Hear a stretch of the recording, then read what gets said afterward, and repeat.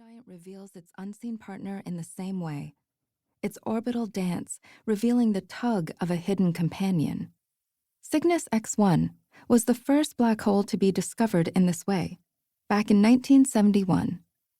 Seeing an object that should be impossible to see caused quite a splash. Many believed that such an object could not even exist. Even Stephen Hawking bet that the discovery was a mistake.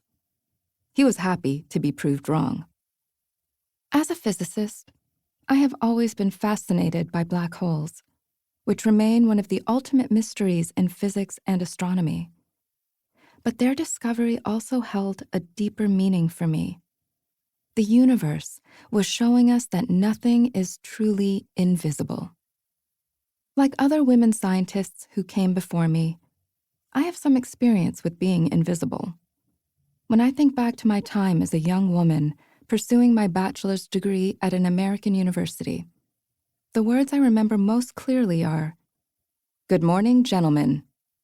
That's how one of my professors regularly greeted my class, oblivious to the lone woman in the room. I would quip that my superpower had to be invisibility, because joking prevented me from truly disappearing. I was not too surprised that I went unnoticed in my physics classroom. In high school in India, I'd already begun to realize that women were scarcely to be found in physics textbooks. Clearly, they too possessed my superpower. The sole exception was Marie Curie, the only person of any gender to win 2 Nobel Prizes in different sciences, physics and chemistry.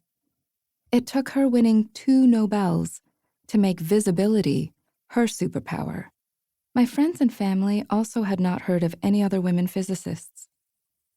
I now live and work in Canada, and here too, women in science remain unseen to a strikingly large percentage of the population. In 2019, the year after my Canadian colleague Donna Strickland won the Nobel Prize in Physics, a poll found that more than 52% of Canadians could still not name a single woman scientist, let alone a woman physicist.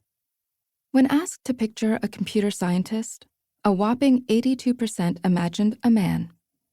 A 2017 US study showed that less than 1% of the people surveyed could name a living woman scientist.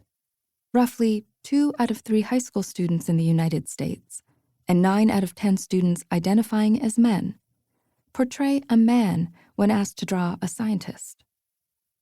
As I continued my studies in physics, I found that every equation in physics and astronomy reveals some wondrous aspect of nature. The orbits of the planets free-falling around the sun, or the dancing probability waves of atomic structure, or the luminous rainbows after thunderstorms. None of those equations requires a person of a particular gender to solve them, and none of the solutions has any gender parameters in it. The more physics I learned, the more awestruck I was by the universe, and the more humbled by how little we still knew. How incredible that our tiny human brains, less than a billionth the size of the universe, could comprehend any part of its majesty and beauty. My sense of wonder was certainly not limited by my gender, and surely many other women before me had been just as inspired.